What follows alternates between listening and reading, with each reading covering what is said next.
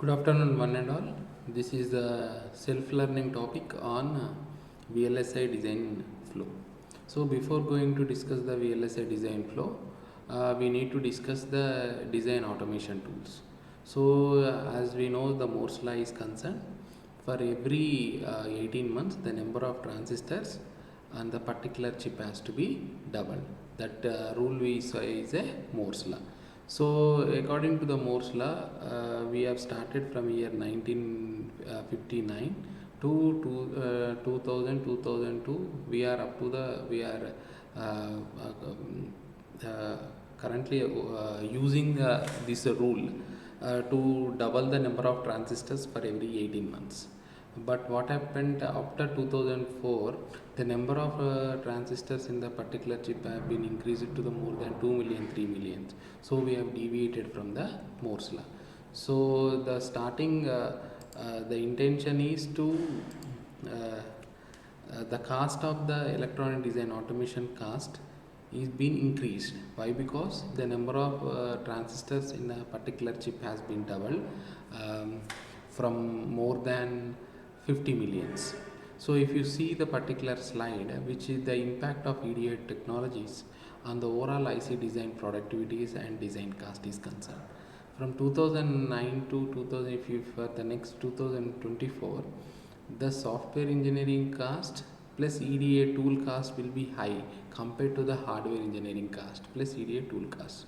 So the intention is to understand the software, that is electronic design automation tools will plays a key role in coming next future.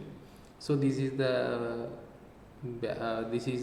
prerequisite to understand our intention for the VLSI design flow. So the tools cost is more compared to the hardware cost associated for it. If you see, these are the period where the EDA tools uh, from 1950 to the progress. So in 1950 to 65 we have manual designs. In 1965 to 75 we have used the layout editors, then ICs and PCBs. In 1985 to 1990 we have used the performance driven tools and the parallel optimization algorithms. In 1990 to 2000 we have followed over the cell routing. This is first introduced. In 2002 now we are used it for design for manufacturability and optimal complexity for the correction. So the intention is how the EDA tools have become the basic for the automation.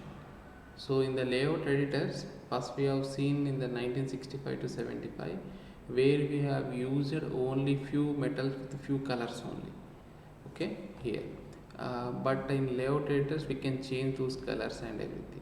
In the advanced PCB to ICs fabrications and printed circuit boards for the specific applications we have designed in 1975 to 85. Now we are in over the cell routing as well as design for manufacturability. So this is a self-learning topic.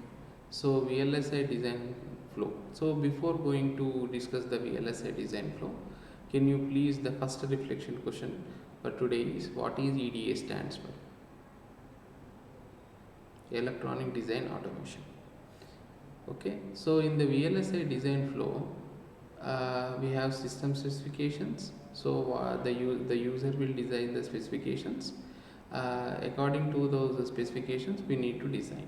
So we need to go for architectural design. In that architectural design we need to define the input and outputs, then functional and logical design verification, then circuit design, then followed by physical design. I will explain in physical design in detail.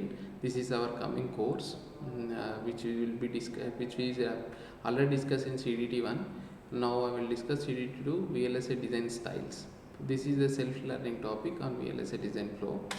So we need to discuss physical verification, sign off, fabrication, packaging, testing and chip. So I will explain in detail what is the design flow. First, the manufacturer will give the idea that you need to do certain particular task. So they will give the specifications. For those specifications you will go with the architectural design. So whether your architecture is okay with our specification or not, we will go with the functional design and logical verification. If it is done, verification is done means in hardware description language the verification is done, then you need to go for the circuit design. After circuit design is also successful, first it is if you manufacture with respect it is okay or not, we will go with the physical design flow, that is PD flow. If the PD flow is also okay, then we'll have the verification part, and signing.